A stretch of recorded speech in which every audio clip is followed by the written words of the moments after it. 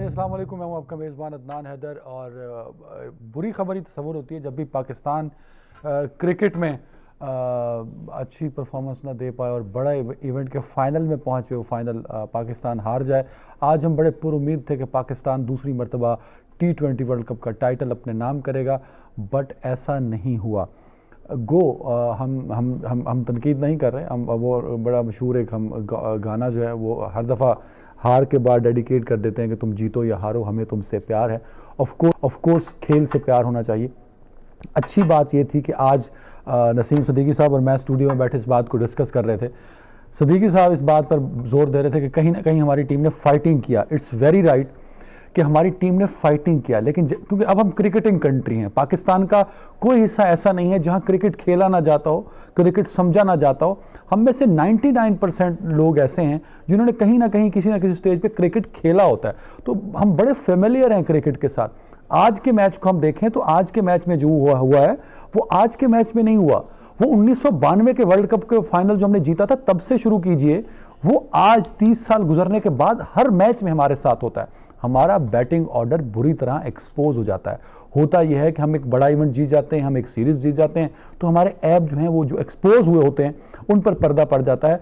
PCB में बैठे लोग और वो लोग जो हमारा डोमेस्टिक सिस्टम चला रहे हैं उनको फिर एक कुशन मिल जाता है और वो फिर मिलियंस में तनख्वाहें लेते हुए पाकिस्तान के सिस्टम को मजीद खोखला करते दिखाई देते हैं।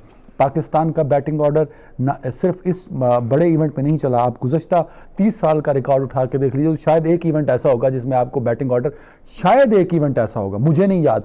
1996 से मुसलसल मैं टीवी क्रिकेट सीरीज़ देखता आ रहा हूँ। मेरे याददाश्त ऐसी सीरीज़ नहीं है जिसमें बैटिंग ने हमें जितवाया हो या बैटिंग ने हमें सपोर्ट किया हो। हमारा मिडिल ऑर्डर चला हो, हमारा टॉप ऑर्डर चला हो और हमारे टेल एंडर्स ने हमें सपोर्ट किया। दुनिया भर की क्रिकेट में ऐसा होता है। इंग्लैंड को देख लीजिए, श्रीलंका इवन को देख लीजिए, हिंदुस्तान को देख लीजिए, south Africa, New Zealand, England, Australia, सबका बैटिंग ऑर्डर कहीं ना कहीं स्मूथ कर चल रहा होता है, सपोर्ट कर रहा होता है। पाकिस्तान में एक ही विकेट में एक ही बैट्समैन हमेशा स्कोर करता है, दूसरा उसको साथ दे देता है, बाकी पूरे जो बैटिंग ऑर्डर है वो बुरी तरह नाकाम रहता है। और आज भी ऐसा हुआ है और इसने एक्सपोज किया पाकिस्तान के अंदर डोमेस्टिक सिस्टम को। हमने PSL की सूरत में एक लीग बनाई कि अच्छे क्रिकेटर्स मिलेंगे, बट ऐसा नहीं है। तो इस पे हमें सोचना होगा।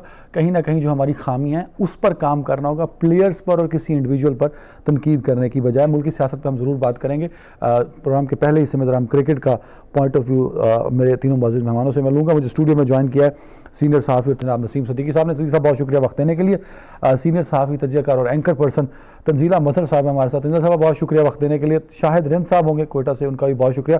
नसीम सिद्दीकी साहब, आप का तज़किरा मैंने इसलिए किया क्योंकि आपने कहा कि फाइटिंग था। एक कमेंट क्रिकेट पे ज़रूर कर दिए। ऑफ कोर्स फाइटिंग था। हमारे बॉलर्स ने एक टफ टाइम दिया, बट जो स्कोर बोर्ड पर स्कोर था वो फाइटिंग स्कोर नहीं था सर। एटलीस्ट इस पे तो as general public, as cricket lover एक कमेंट कर सकते हैं। दो राय नहीं है कि आपने बिल्कुल सही कहा कि ये जो इन्होंने बैटिंग लाइनअप है इसने हमें हमेशा जो है ना वो नाकामी से दो चार करवाया। अगर आप पिछला मैच भी देख लें जो सेमीफाइनल्स था उसमें बॉलर्स ने आपको मैच जितवाया था। उन्होंने 152 पे उनको कंटेन किया था, फिर बैट्समैन ने भी अच्छी परफॉर्मेंस दी। लेकिन आज हमारे ओपनर बैट्समैन उस तरह की परफॉर्मेंस नहीं दे सके।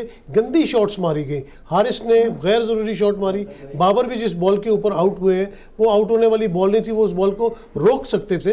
और जब आपने इतना कम टोटल किया फिर वहाँ पे हमें अपने बॉलर्स को क्रेडिट देना पड़ता है कि उन्होंने इतने कम स्कोर पे अपनी पूरी जान मार दी और मैच को जीतने की कोशिश की। और शाहीन शाह अफरीदी अगर अपने आखिरी ओवर में अनफिट ना होते तो शायद मैच और आखिरी बॉल तक चला जाता। बहरहाल ये जस्टिफाइड लगा कि शाहीन अनफिट ना होते तो हो सकता है कि मैच पर गिरफ्त रहते। You are very right.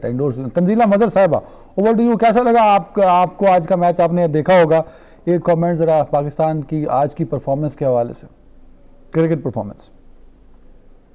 मेरा ख्याल है कि जाहिर है बहुत सारे वसाइल का शिकार हमारी टीम नजर आई पूरे इवेंट में। हम मुआजिज़ाना तौर पर पहुंच गए थे फाइनल्स तक। पिछले 4 मैचों में हर पाकिस्तान की टीम ने काफी एक तरह से आप कह लीजिए कि उनकी गेम में इम्प्रूवमेंट नजर आती थी। लेकिन मुझे लगता है कि बाबर के जो डिसीजंस थे वो बहुत ज्यादा डामाडोल नजर आए। वो इतने he was not very confident कि उनको कहाँ पे किसको ओवर देना है। वो बहुत सारी अपनी स्ट्रेटजी उनकी जस्टिफाइड नहीं थी जिस तरह की सिचुएशन में मैच जा रहा था। तो आज जाहिरी बात है इफ्तिखार का एक ओवर हमें बहुत ही महंगा पड़ गया, वरना उससे पहले, उस ओवर से पहले तक मुझे ये उम्मीद थी कि पाकिस्तान जो है वो शायद आखिरी बॉल तक ले जाएगा मैच को, हो सकता है हम जीत भी जाते क्योंकि तकरीबन डबल का डिफरेंस जाने लगा था। लेकिन आपको पता है T20 2 शॉट्स में आपका सारा का सारा स्कोर वो सब वापस आ जाता है। बट सर्टेनली सिलेक्शन के बहुत सारे इश्यूज, और मैं हमें हर बात में असल में सियासत को डिस्कस करने की आदत है, लेकिन मुझे ये लगता है कि पाकिस्तान का बहुत बड़ा मसला है कि जिसका भी कब्जा हो जाए फैसला साजी के ऊपर, फिर वो कब्जा जमा लेता है, फिर वो इजारादारी बन जाती है, फिर वो लॉबी बन जाती है। और ये सहाफत में, सियासत में, वकालत में, बार्स में, जो बार्स एसोसिएशन की बात करी हर जगह, और क्रिकेट में, हॉकी फेडरेशन में, हर जगह आपको ये नजर आता है। तो मेरा ख्याल है कि सिलेक्टर्स को थोड़ा बहुत इस पे उनके कान खींचे जाने चाहिए और कोई इवैल्यूएशन होनी चाहिए।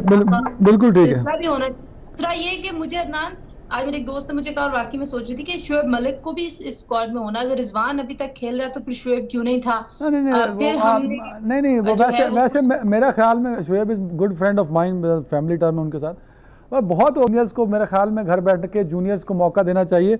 और मेरे ख्याल में आपने तब होगा ना अदनान कि जब आप जो डोमेस्टिक में जो आपने लीग्स अपनी शुरू की, वहां पे भी तो आपका वही वो मेरिट और वही सिस्टम चल पड़ा है ना। दिस इज द प्रॉब्लम कि हम डोमेस्टिक स्ट्रक्चर को इम्प्लीमेंट करें, उन रिजल्ट्स पे से प्लेयर को लेके आए। लेकिन तंजीला, मेरे ख्याल में आपका ये क्रिकेट तजिया सुनने के बाद मुझे लगा कि आपको क्रिकेट एक्सपर्ट होना चाहिए।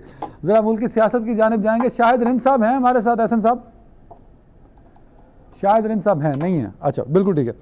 नसीम सिद्दीकी साहब, इमरान खान साहब का लॉन्ग मार्च सुस्त रवि का शिकार है, ये एक परसेप्शन है या हकीकत है आपकी नज़र में सर? देखिए अदनान, मामलात जो है ना वो साथ साथ चल रहे हैं। इस्टेब्लिशमेंट के कुछ लोग इमरान खान के साथ भी हैं, मीटिंग्स भी चल रही हैं, मामलात भी आगे बढ़ रहे हैं। आपने देखा कि शहबाज शरीफ साहब जिस तरह शर्मुल शेख गए, वहाँ से उन्होंने कहा जी ऑफ टू पाकिस्तान, लेकिन फिर बीच में ऐसा क्या हुआ कि उनको लंदन जाना पड़ा और लंदन में बाकायदा नवाज शरीफ ने उनको पपियाँ दे के रुखसत की है, लेकिन फिर उन्होंने रुखसती अपनी नहीं करवाई और वो अभी तक पाकिस्तान पहुँच नहीं चुके। तो जो मामलात आपको नज़र आ रहे हैं उससे भी ज़्यादा गंभीर मामला है। शहबाज शरीफ की रुखसती से इमरान खान साहब के सुस्त मार्च का ताल्लुक? हाँ, मैं यही बताना चाह रहा हूँ कि दोनों तरफ से जो है मामलात कुछ ना कुछ चल रहे हैं। सुस्त रवि से इसलिए चल रही है कि विलिंग डीलिंग चल रही है, बातचीत हो रही है, मुलाकातें हो रही हैं।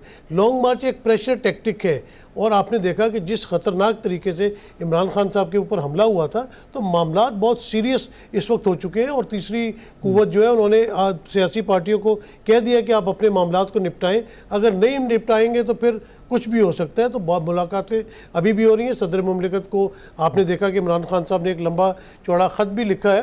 तो मामला चल रहे हैं और जो अहम तकर्री होनी है उसका भी सबको इंतज़ार है कि कब उसकी अनाउंसमेंट होगी। तो सुस्त रवि का इसीलिए शिकार है कि इमरान खान साहब जब तक रूबा सेहत नहीं हो जाते, इस काबिल नहीं हो जाते कि वो लॉन्ग मार्च को जाके ज्वाइन करें, तब तक ये सुस्त रवि का शिकार रहेगी। और जब इमरान खान साहब सेहतमंद हो जाएंगे, चलने के काबिल हो जाएंगे और वो जब पिंडी पहुंचेंगे तो उस वक्त सारा मोमेंटम जो है एकदम से इकट्ठा करेंगे। क्रिकेट की बात हो रही थी, पहले 2 मैच हम हार गए, उसके बाद जब मोमेंटम बना तो सेमीफाइनल भी जीते, फाइनल तक भी पहुंच गए। तो मामलात चल रहे हैं, मामलात इतने आसान नहीं है जितने नज़र आ रहे हैं। और बात एक ही हो रही है कि जल्द अज जल्द इलेक्शन अनाउंस किए जाए। बिल्कुल ठीक है तंजीला बदर साहब, जल्द अज जल्द इलेक्शन। मैं पिछले हफ्ते से एक बात कर रहा हूँ कि कितने जल्द अज जल्द, जो आज के नवंबर का महीना मिड हो चुका है, 8 महीने का दौरानिया असम्बली की टर्म का रह गया, अब कितने जल्द अज जल्द चाहिए भाई? 8 महीने गुजर जाने दो, जो 3 महीने पहले मारना है वो 3 महीने बाद मार लेगा जिसने भी मारना होगा। मेरा ख्याल है कि एक, अगर आप बिल्कुल एक लेमैन के तौर पे सोचें तो वो एक इतने बड़े इत्तेहाद ने इतनी बड़ी एक एक्सरसाइज की, पाकिस्तान की आईनी तारीख में पहली बार एक अदब एतमाद को कामयाब किया, एक प्राइम मिनिस्टर को घर भेजा और एक नई हुकूमत फॉर्म की। फिर अगर हम उसको मजीद, अगर मैं वो बिल्कुल ही आम लोगों की जबान में कह लूँ, बहुत सारी जलालत भी मुंह पे मार दी, मतलब इतनी महंगाई, इतने मसले, फिर ऊपर से सैलाब भी आ गया। तो आप ये सारा कुछ इसलिए कर रहे थे कि आपने आज आप अनाउंस कर देंगे। मुझे बहुत सारे लोगों की बात मुझे समझ नहीं आती, वो कहते हैं हम तो मार्च में इलेक्शंस देख रहे हैं। भाई मार्च में इलेक्शंस कैसे देख रहे हैं आप मुझे बताएं कि ये सारी की सारी एक्सरसाइज, ये इतने मुश्किल फैसले, ये IMF, ये महंगाई, ये सियासी जमातों को खुदकुशी करने के लिए क्या किसी ने उनकी कनपट्टी के ऊपर पिस्तौल रखा हुआ है? क्योंकि ये तो सियासी मौत है, स्पेशली उस वक्त जब उनके सियासी हरीफ अपनी मकबूलियत के उरूज का दावा कर रहे हैं और इलेक्शन के रिजल्ट्स जो हैं वो उसके उस दावे की तौसीक भी करते हैं। तो मेरा नहीं ख्याल कि मौजूदा हुकूमत और ये निज़ाम, सिर्फ हुकूमत नहीं, ये निज़ाम उस वक्त तक इलेक्शंस की तरफ जाएगा जब तक कि कारकर्दगी इतनी नहीं हो जाएगी कि एक लेवल प्लेइंग फील्ड होगी तंजीला दोनों साहब, अतराफ। अच्छा, ये तंजीला साहब, लेकिन जो ये मेरी बात सुनिएगा, जी, मेरी और लेकिन बात ये सुनिएगा, तीर मारने सवाल वाली ले बात लें। पे मैं छोटा सा तंजीला बीच साहब, में नसीम साहब सवाल ऐड कर लेना इसी पॉइंट सवाल ऐड कर ले। तंजीला, ये देखिए आपने बिल्कुल सही बात की, लेकिन जो लोग उनको लेके आए हैं वही उनको इलेक्शन पर मजबूर भी कर सकते हैं ना, क्योंकि आपने जावेद लतीफ़ की बात सुनी, आपने ख्वाजा साद रफ़ीक की बात सुनी, सब ने कहा कि हम तो नहीं आए, हमें लाया गया है। बल्कि कल तो मिफ्ता इस्माइल ने कहा कि जो नैब की तब्दीलियाँ हुई हैं कानून में वो भी लाई गई हैं, उनको करवाई गई हैं। कहा गया था करवाई गई हैं, तो वही इलेक्शन भी करवा देंगे। तंजीला साहब, नहीं, फिर इसका मतलब तो ये है कि वो जो बार बार कह रहे हैं कि हम सियासत में नहीं हैं, तो फिर इसका मतलब है कि सारी सियासी चालें अगर वो चल रहे हैं तो ये पुतली तमाशे के किरदार हैं। फिर ये तो मेरी बात समझ में नहीं आती। मुझे जो लगता है वो ये लगता है कि खान साहब को अब थोड़ा सा सब्र करना चाहिए। हम पीडीएम को भी यही कहते थे कि भाई तुम सब्र कर लेते। तो आज वो देखिए ना कि वो जो परफॉर्मेंस का बोझ था, जो जितने मामलात थे वो सारे इनके कंधों पे आ गए और इमरान खान साहब बिल्कुल आजाद हो गए। आपने उनको इतना बड़ा एक लेवरेज दे दिया है आजादी का। तो खान साहब के लिए भी यही मशवरा है कि 4 महीने अगर आप इतने मकबूल हैं जितने आप समझते हैं, 3 महीने बाद भी आप इतने ही मकबूल रहेंगे। और अल्लाह के फजल से खान साहब तो थकते भी नहीं है। आप ये देखेंगे वो 2014 के धरने से जो उन्होंने स्टार्ट लिया था, जिन तकरीरों का वो आज तक वैसी तकरीरें कर रहे हैं, तो 5 बच्चों को महीने भी में याद हो कर गई सकते हैं। हैं। एक जैसी खुद भी तकरीरें। कहा, बच्चों को भी याद हो गई हैं। सकता तो चलाएं लॉन्ग मार्च, क्या मसला है। इलेक्शंस मुझे अगस्त के बाद ही कहीं अच्छा होते नहीं, नजर आते हैं। तंजीला एक चीज और आपने बहुत- बोली थी, तंजीला एक चीज आपने बोली थी, उसको जरा क्लैरिफाई कीजिएगा। आप ये कह रही है कि ये तो खुदकशी है इनके लिए अगर मार्च में इलेक्शन हो जाएंगे, क्योंकि इनको परफॉर्मेंस देनी है। भाई मैं कहता हूं कि आप अगस्त तक ले जाइए, 11 अगस्त तक टर्म पूरा कर ले, इनको 6 महीने एक्सटेंड कर दीजिए मैम, आप फरवरी 2024 तक ले जाइए। पर सवाल ये पैदा होता है कि क्या अगले पूरे साल या सवा साल या 1.5 साल क्या ये इस पोजीशन में होंगे कि परफॉर्मेंस बेहतर कर सके जिस पे इनकी खुदकशी ना हो? नहीं, 10 महीने में से 3 महीने निकाल दें, अब 7 महीने इनके पास। तो ये पोजीशन में होंगे कि ये अपनी परफॉर्मेंस को दिखा सकेंगे, या फिर दूसरी जानब इतनी एक्सपोज्ड हो चुकी होगी कि वो इतनी मकबूल नहीं होगी। मैं आपसे कह रही हूँ कि जब तक वो तवाज़ुन वापस नहीं आता तब तक इलेक्शंस नहीं करवाए जाएंगे। मैं इंफॉर्मेशन की बुनियाद पे भी कह रही हूँ, मैं अपना एनालिसिस भी आपको दे रही हूँ। जब तक या तो इमरान खान साहब इतने एक्सपोज हो जाएंगे कि उनकी मकबूलियत के गुब्बारे में से हवा काफी हद तक निकल चुकी होगी, अगर वो मुकम्मल तौर पे वो नहीं भी फटता, या फिर इनके ऊपर जो उन्होंने नैरेटिव बिल्ड किया हुआ है दूसरी जमातों के खिलाफ, या फिर वो नैरेटिव इतना कमजोर हो चुका होगा।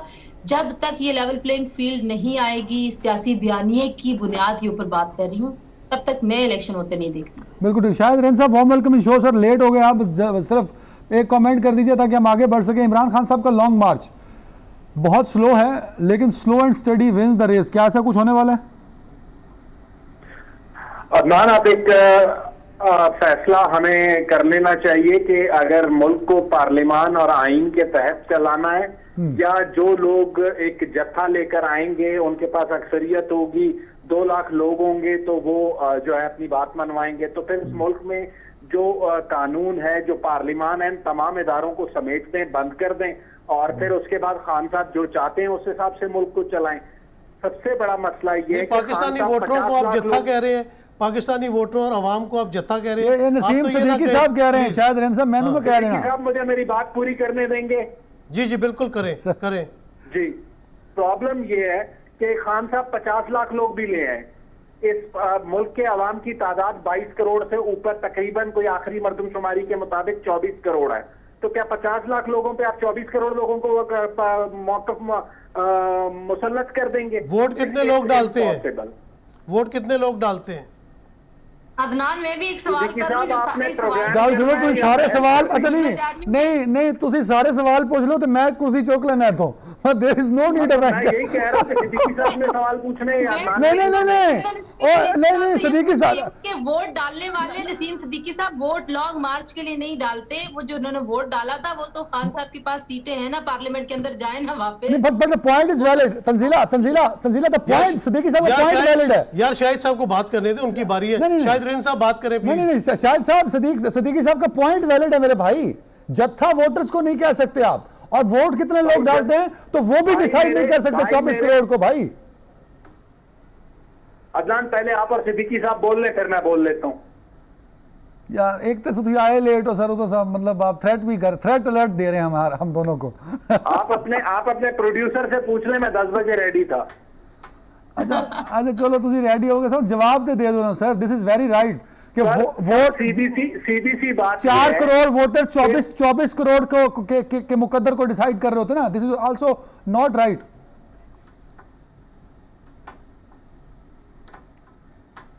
शाहिद साहब अदनान देखें, मेरी बात सुने।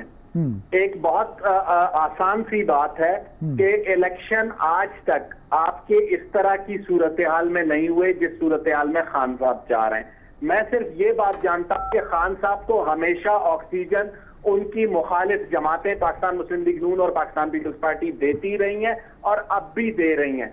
चले 29 नवंबर का जो भी फैसला होना है, शहबाज शरीफ साहब ने अपने लंदन विजिट को प्रोलॉन्ग करके खान साहब को मजीद ऑक्सीजन फराम की है।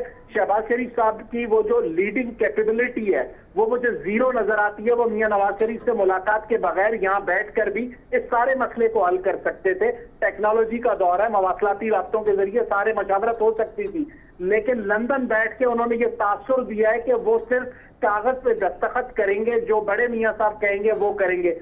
वो करने के लिए भी अगर वो इस्लामाबाद में बैठे रहते तो उनकी एक स्टेट्समैनशिप नजर आती, जो मुझे नजर नहीं आ रही है। तो खान साहब को इस वक्त तक ये उनका गुड लक है कि उनके जो मुखालिफिन है वो उन्हें ऑक्सीजन प्रोवाइड किए जा रहे हैं पिछले 6 महीने से और अभी तक प्रोवाइड कर रहे हैं। बिल्कुल ठीक है शायद साहब, एक ब्रेक में आता हूँ, ब्रेक के बाद ब्रेक ले लो यार जी। Warm welcome and welcome back. Tanzeela Sahiba, ये जो कबल अज़ वक्त इलेक्शन के पे शकूक व शुबहात हैं, ये किस हद तक दुरुस्त हैं? क्या वाकई ऐसा है कि ये मुल्क कबल अज़ वक्त इलेक्शन का या ऑन टाइम इलेक्शन का मुतहम्मिल नहीं हो सकता? मेरा ख्याल है कि इलेक्शन तो कबल अज़ वक्त कराने में कोई मुज़ायका नहीं है, लेकिन उसका तरीक़ेकार ये है कि इमरान खान साहब पॉलिटिकल जो फोर्सेस हैं उनके साथ डायलॉग करें। आप ये देखिए कि शहबाज शरीफ साहब ने कहा कि उन्होंने मुझे पैगाम भिजवाया कि हम आर्मी चीफ की तैनाती पर बात कर लें और दीगर मामलात पर भी बात कर लें। तो उसका जवाब इमरान खान साहब ने जलसे में खड़े होकर क्या दिया कि मैं बूट पॉलिश करने वालों से बात नहीं करता और मैं उनसे बात कर रहा हूँ जिनसे मिलने आप डिग्गी में बैठ के जाते थे। ये जो डिमीट करना है पॉलिटिकल फोर्सेस को और अपने आप को मुबर्रा और मावरा समझना है, खान साहब जब तक ये रविश तब्दील नहीं करेंगे, हम एक लम्हे के लिए मान जाते हैं कि ये सारे के सारे सियासतदान बहुत ही बुरे हैं, लेकिन this is how this system has been working. आपको इन्हीं लोगों में रह के अगर इस निज़ाम को बेहतर करने की स्ट्रेटजी अपनानी है तो वही बेहतरीन होगी। खान साहब पिंडी से इलेक्शन मांगते हैं, जो कि एक अनकॉन्स्टिट्यूशनल बात है। पिंडी अगर कहता है कि हम नहीं हैं सियासी आपके जितने भी झगड़े हैं या सियासी मामलात उसमें दखलंदाजी नहीं करना चाहते, तो खान साहब को इसको वेलकम करना चाहिए। अब वो देखें जमहूरियत की बहाली और निज़ाम की बहाली की तहरीक लेके चल पड़े हैं। वो हकीकी आज़ादी इन्हीं मसाइल से दिलाना चाहते हैं। एक तरफ तो वो ये करते हैं, दूसरी तरफ पता चलता है कि वो उसी एस्टैब्लिशमेंट से मिल रहे हैं या अपने नुमाइंदों को भेज रहे हैं या उनसे फासले कम करना चाहते हैं या उनसे ताल्लुकात बहाल करने की ख्वाहिश रखते हैं जिस एस्टैब्लिशमेंट के खिलाफ वो इतना बड़ा बयानिया बना रहे हैं। और देखिए, पाकिस्तान में मेरा नहीं ख्याल कि कोई भी सीनियर वॉइस ऐसी होगी जो ये कहे कि हाँ एस्टैब्लिशमेंट को सियासी मामलात में दखलंदाजी करनी चाहिए। लेकिन सिर्फ एस्टैब्लिशमेंट फौज नहीं है, एस्टैब्लिशमेंट में आपकी अदलिया भी है, एस्टैब्लिशमेंट में आपकी एग्जीक्यूटिव भी आती है। अब आप ये देखिए कि खान साहब एक इदारे को छोड़ के अब दूसरे इदारे की तरफ सारे वो पहले उन्होंने सब अंडे जो हैं वो उस टोकरी में रखे हुए थे जो पिंडी के सर पे रखना चाहते थे वो, अब वो टोकरी उठा के सुप्रीम कोर्ट के सर पे चल पड़े हैं। उनको सियासी जो लीडरशिप है या जो सियासी इदारा है पाकिस्तान का सुप्रीम इदारा पार्लियामेंट, उस पर उनको यकीन लाना होगा। अपने आप को ना सिर्फ यकीन दिलाना होगा बल्कि उन लाखों नौजवानों को भी यकीन दिलाना होगा जिनको हकीकी आज़ादी मार्च के चक्कर में उन्होंने बाहर निकाल लिया है। उनको ये बताना होगा कि जो जमहूरियतें हैं वो सियासतदान चलाते हैं, सियासी हुकूमतें चलाती हैं। खान साहब जब तक वापस इस बयानिए पे नहीं आते, मुझे नहीं लगता कि वो कहीं पे भी कुछ अचीव कर पाएंगे। ना इलेक्शन की डेट उनको मिलेगी, ना ही वो किसी और मामले में कहीं बैठ पाएंगे। बिल्कुल ठीक है। बहरहाल नसीम सदीकी साहब, दो चीज़ें, दो सवालों का जवाब है आपकी तरफ। एक तो क्या आर्मी चीफ की तैनाती का फैसला वाकई मियाँ नवाज शरीफ साहब ही करेंगे, और जो नाम वो फाइनल करेंगे नवाज शरीफ साहब वही होगा, एक बात। ऑफ कोर्स उन्हीं जो सीनियरिटी लिस्ट में टॉप पर उन्हीं में से कोई एक होगा। और दूसरी बात, इमरान खान साहब ने कहा, इमरान खान साहब वज़ीर आज़म थे तो ये पार्लियामेंट मुकद्दस था और ठीक था, उनको वज़ारत उज़्मा की कुर्सी से हटाया और as per constitution of Pakistan हटाया, तो वो पार्लियामान गलत हो गया और उन्होंने उसे इस्तीफ़ा दे दिया।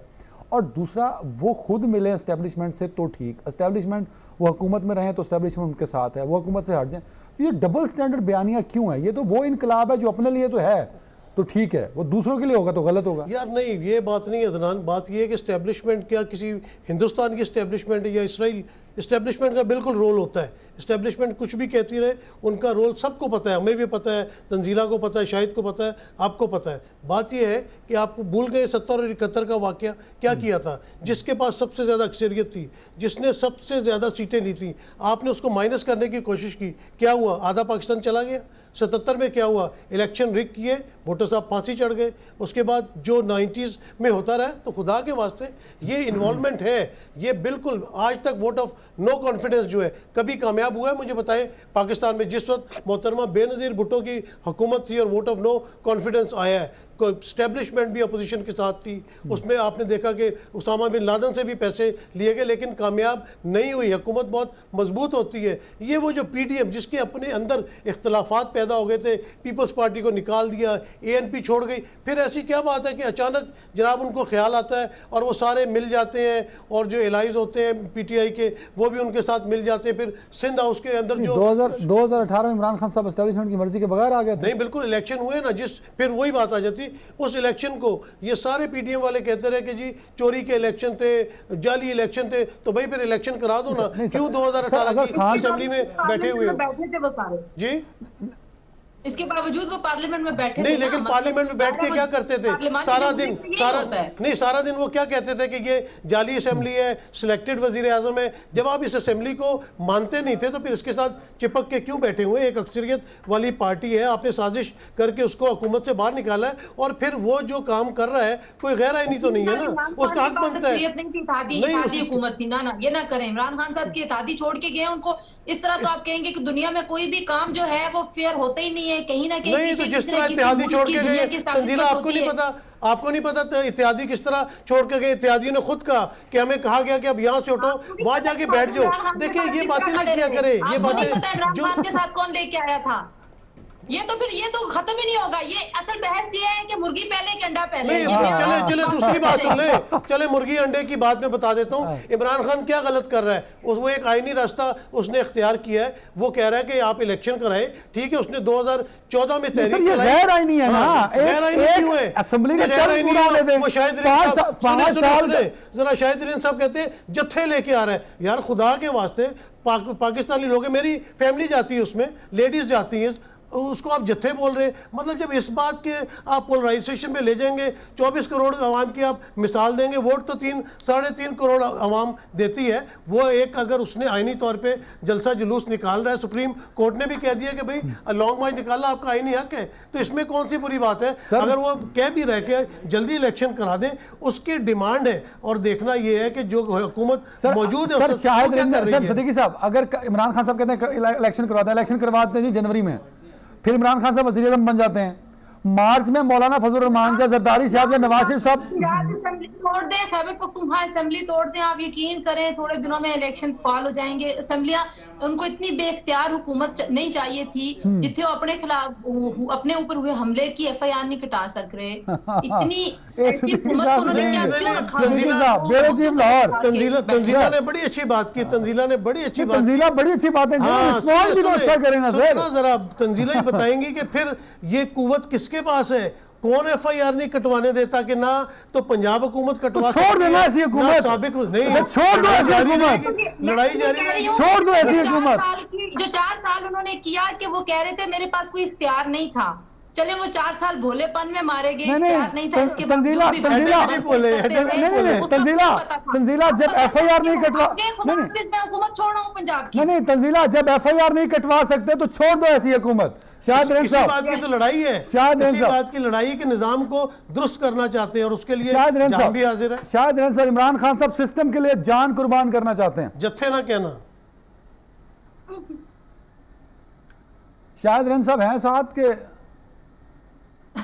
जत्थे एहसन नसीर साहब, शायद साहब को दोबारा कनेक्ट कर दो। अच्छा तंजीला साहब, आप इसको थोड़ा कंक्लूड कर दें कि, बल्कि नहीं सिद्दीकी साहब, जब वो एक मशहूर जुमला पाकिस्तानी फिल्म का, खिला नहीं सकते तो पैदा क्यों करते हो भाई, जब FIR नहीं कटा सकते तो हुकूमत क्यों करते हो भाई इसी निजाम के खिलाफ तो तहरीक चल रही है ना कि ये निजाम बदलना। नहीं तो छोड़ दो ऐसी हुकूमत ना सर, छोड़ दो और लड़ेंगे मरेंगे। अगले ने कहा कि मैंने अपनी जान भी हाजिर है, गोलियां खा रहा है ना। इस निजाम को तो तब्दील करने की कोशिश है। जाते उस निजाम को बदलना उन्होंने, सर किस तरह बदलना है?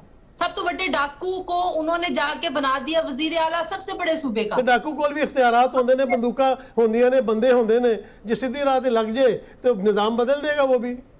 मतलब आप सीधे रास्ते पे अभी भी नहीं है, आप ये कह रहे हैं? नहीं, मसला ये है कि इमरान खान साहब के साथ या तो पूरी एस्टैब्लिशमेंट हो तो निजाम अच्छा है, या फिर वो 2/3 अक्सरियत से ज्यादा हो हर जगह तो निजाम अच्छा है। सिद्दीकी साहब की बात से मैंने ये अखज़ किया।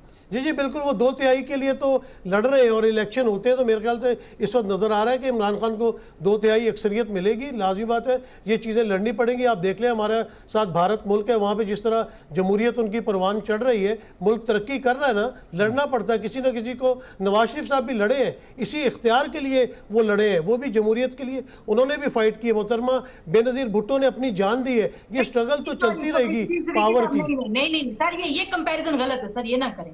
वो लड़े हैं कि एस्टैब्लिशमेंट का रोल ना हो, खान साहब लड़े हैं कि रोल हो और मेरे साथ खड़े होकर रोल निभाओ। प्लीज इसी पे बात डिबेट करेंगे, एक ब्रेक के बाद इसी पे डिबेट करेंगे।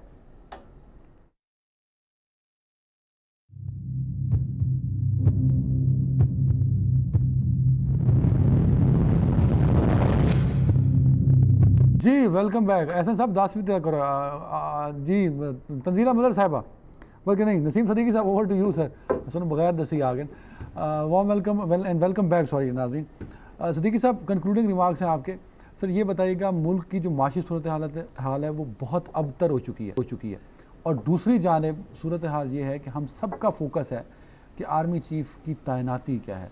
क्या ये अलमिया नहीं है इस मुल्क? देखिए, आर्मी चीफ की तैनाती तो मेरिट के ऊपर हो जानी, उसमें कोई दो राय नहीं है। उससे आवाम को कुछ नहीं मिलना, आवाम को मतलब उससे आवाम का कोई ताल्लुक नहीं है आर्मी चीफ की तैनाती से। वो एक इदारा है, वो पाकिस्तान की हिफाजत करता है, उनका अपना सिस्टम है, ठीक है ना। उन्होंने कोई आवाम को डिलीवर नहीं करना, ठीक है, सिक्योरिटी के अलावा। बात तो है जो पाकिस्तान के मुआशी हालात जिस तरफ जा रहे हैं। देखिए वही पहले वाली बात है कि 4 पिलर्स हैं, अदलिया है, 2 बोतल शराब के ऊपर एक्शन ले लिया जाता है, इतने बड़े बड़े कत्ल हो जाते हैं, फायरिंग हो जाती है, बड़े बड़े मामलात हैं, उसके ऊपर कोई एक्शन नहीं लिया जाता। कानून की हुक्मरानी जब तक नहीं होगी इस मुल्क में, अक्रॉस द बोर्ड जो है ना, वो इंसाफ मिलना चाहिए। इस मुल्क में करप्शन हो रही है, किसको नहीं पता, हर दौर में हुई है, पीपल्स पार्टी दौर में, नून लीग दौर में, पीटीआई के दौर में। कोई पकड़ा जाता है भैंस चोरी वाले की, भैंस चोरी वाले की जमानत कैंसिल हो जाती है। बाकी अरबों की चोरी कर ले, नैब के कानून चेंज हो जाते हैं, अवाम बेचारी मर रही है। कोई पूछ रहे 3.5 करोड़ अवाम जो इस वक्त सैलाब में फंसे हुए हैं, उनका क्या हाल है? उनका कोई पूछ रहा है? लॉन्ग मार्च जी, उसमें गोलियां चल गई, फलां चीज़ हो गई, वो लंदन चला गया, वो FIC चला गया। ये पाकिस्तान के मसाइल, पाकिस्तान के मसाइल हैं आम आवाम के। वो सैलाब ज़दगान के जाके देखें जो भूख से मर रहे हैं, बीमारियों से मर रहे हैं, उनको पूछने वाला कोई नहीं है। बाकी बातें इधर की उधर की, इलेक्शन कब होंगे, फलां कब होगा, आवाम को रिलीफ कब मिलेगा? बिलों से जितना लोग तंग है, लोगों ने अपनी प्रॉपर्टियाँ बेच दी हैं। जो गरीब है 20,000 तनख्वाह, 25,000 का उसको बिल आया हुआ है। ये मामला किसने तय करने? वज़ीर-ए-आज़म कहते हैं जी मैं लंदन आया हूँ भांजे भतीजों से मिलने, हमने खाना शाना खाया। यार शर्म आती है। मेरा मतलब कि आपकी आवाम भूख से मर रही है, आप लंदन में बैठे हैं, आपका वापस आने को दिल ही नहीं कर रहा। यार कुछ दिन के दौरे पे पाकिस्तान आ जाए, पाकिस्तान के हालात खराब है, वापस चले जाए। शहबाज शरीफ साहब का लंदन जाना बहुत तनकीद का बाइस बनता है। आपको लगता नहीं कि वो अपनी क्रेडिबिलिटी को क्वेश्चन मार्क करते हैं? जब अहम फैसले करने होते हैं वो लंदन चले जाते हैं। देखिए, मेरा ख्याल है हम सभी को पता है कि पाकिस्तान मुस्लिम लीग नवाज के जो असल सरबराह हैं वो नवाज शरीफ साहब हैं, जो कि लंदन में मौजूद हैं। लेकिन अगर शहबाज शरीफ साहब ने वजारत उज़्मा का ओहदा संभाला है तो नजर आना चाहिए कि फैसला साजी में उनके पास भी कोई इख्तियारात हैं, और जो मुशावरत है ज़ाहिर है उसको आइन कानून किसी तरह से रोकता नहीं है, ना ही जो ये हमारे पब्लिक ऑफिस होल्डर्स हैं, स्पेशली जो बड़े उहदों पर फाइज लोग हैं। तंजीला, आइन और कानून क्यों नहीं रोकते? एक मुजरिम से आप जाके पाकिस्तान के इस तरह के मामलात पे मुशावरत कर सकते हैं? देखिए, मेरा नहीं ख्याल कि हमें कहीं पे भी इस बात, आप मुझे बता दीजिए, अखलाकी तौर पे तो हम इस पे बहस कर सकते हैं, लेकिन मैं कानूनी और आईनी तौर पे कह रही हूँ कोई किसी बात की ममानियत नहीं है। दूसरी बात ये है कि ना ही उनके छुट्टियों पे जाने की कोई ममानियत है या मिलने की ममानियत है। मसला ये है कि उनके पास क्लैरिटी नहीं है। एक दफा उन्होंने कहा कि वो पाकिस्तान आ रहे हैं, फिर उन्होंने कहा वो उधर चले गया, वहां जाके वो बैठ ही गए हैं, स्पेशली ऐसे वक्त में जब उनके सियासी हरीफ एक ऐसा बयानिया बना रहे हैं कि आप बिल्कुल बेख्तियार हैं और आपकी हुकूमत कोई और चला रहा है। ऐसे में जाके ये करना मेरा ख्याल है सियासी तौर पर एक बहुत ही गलत चीज है। देखें अदनान, सियासत में ऑप्टिक्स बहुत मैटर करते हैं। पाकिस्तान जैसे मुल्कों और मुआशरों में जहाँ पे आपके पास गवर्नेंस है नहीं, तरक्की को दिखाने के लिए कुछ है नहीं, तो वहां पे आप ऑप्टिक्स के ऊपर बहुत खेलते हैं, किसी के खिलाफ भी किसी के हक में भी। दूसरी जानिब ये भी है कि पाकिस्तान जैसे मुल्कों में ये जो प्रेजेंस होती है आपकी कि आप फैसले कर रहे हैं, ये जो आपका एक कॉन्फिडेंस होता है कि आई एम द मैन और मैं कैप्टन हूँ इस शिप का, ये बड़ा जरूरी है। क्योंकि इस वक्त इतना अदम एतमाद है, चाहे वो खान साहब के जो बयानिए हैं उनकी वजह से हो या एक गवर्नेंस का क्राइसिस। और आप ये देखिए अल्टीमेटली हो क्या रहा है, ना सहाफत पे किसी को अब एतबार रहा है, एक दूसरे के मुखालिफ या अपने मुखालिफ सहाफियों के ऊपर, अपने नाकदीन के ऊपर जिस तरह से डिस्क्रेडिट करने का सिलसिला था। फिर हमने देखा कि जो रियासत का सबसे अहम इदारा है उसके ऊपर आपने एतमाद खत्म कर दिया। आपने कहा जी रबर स्टैंप पार्लियामेंट है, और पार्लियामेंट को बुरा भला कह के आज ये है कि पार्लियामेंट में कोई फैसले नहीं हो रहे। फिर अब बारी आ गई एस्टैब्लिशमेंट की। एस्टैब्लिशमेंट को भी हर तरफ से बुरा भला कहा जाता रहा, पहले किसी और ने कहा, कोई और कह रहा है। अल्टीमेटली अवाम का जो एतमाद है वो वहां पर भी शेक हो गया। रह गई एक अदालत। अदालत की भी बारी आने वाली है, बहुत दूर नहीं। अब आप देखिए जरा सा वो फैसला कोई खिलाफ आने लगता है तो वहां पे भी ट्रेंड शुरू हो जाते हैं। मुझे ये लगता है कि शहबाज शरीफ साहब को वापस आना चाहिए और एक सियासी डायलॉग को इनिशिएट करना चाहिए, खान साहब को उनको एंगेज करना चाहिए और पाकिस्तान की आवाम कोशिश करेंगे फैसले पाकिस्तान में करें। बिल्कुल ठीक है। अच्छा, एक कमेंट और लेना चाहूंगा नसीम सिद्दीकी साहब, क्या आपको लगता नहीं कि इमरान खान साहब जो इदारों पे तनकीद करते हैं फिर उन्हीं इदारों के साथ बातचीत भी कर रहे होते हैं, ये डबल स्टैंडर्ड नहीं होना चाहिए? या आप इमरान खान साहब के वोटर सपोर्टर उनसे पूछते नहीं कि ये सब क्या है, पर्दे के पीछे कुछ और है, पर्दे के सामने कुछ और है? इमरान खान साहब, आपको अगर मरीम नवाज शरीफ का बयान याद हो कि मुज़ामत होगी तो मुफामत होगी, तो ये प्रेशर टैक्टिक्स होते हैं। अच्छा, इमरान खान साहब मरीम नवाज के फार्मूले पे चल रहे हैं। ये सबका ही फार्मूला है। जब आप दिन की रोशनी में आप फुल प्रेशर डालते हैं, आप इस्लामाबाद में रहते हैं, आपने देखा कि कुछ घरों के बाहर लंबी लंबी गाड़ियां रात को खड़ी होती हैं, तो मुशावरत चल रही होती है, व्हीलिंग एंड डीलिंग चल रही होती है। ये चीज़ें ख़त्म होनी चाहिए। तंजीला ने जिस तरह पार्लियामेंट की बात की ना, देखें मैं इस बात के हक में हूँ कि खान साहब को पार्लियामेंट की जंग पार्लियामेंट में लड़नी चाहिए थी। लेकिन दूसरी तरफ मैं देखता हूँ कि चलो पार्लियामेंट से पीटीआई ने तो इस्तीफे दे के बाहर बैठे हैं, जो लोग वहाँ पे हुकूमत साजी की हुई है, कौमी असेंबली का इजलास बुला लें, कोरम पूरा नहीं होता। ये नॉन सीरियसनेस आप देखें हुकूमत की, दोनों ही नॉन सीरियस हैं सर। मेरा मतलब तंजीला से मैं पूछूंगा, इस्लामाबाद में मौजूद है, वो एक बिलावल भुट्टो जरदारी साहब होते थे, वो आजकल कहाँ है? वो बड़ी महंगाई मार्च लेके आते थे, वो मौलाना फजल रहमान को अवाम की बड़ी फिक्र थी, महंगाई मार्च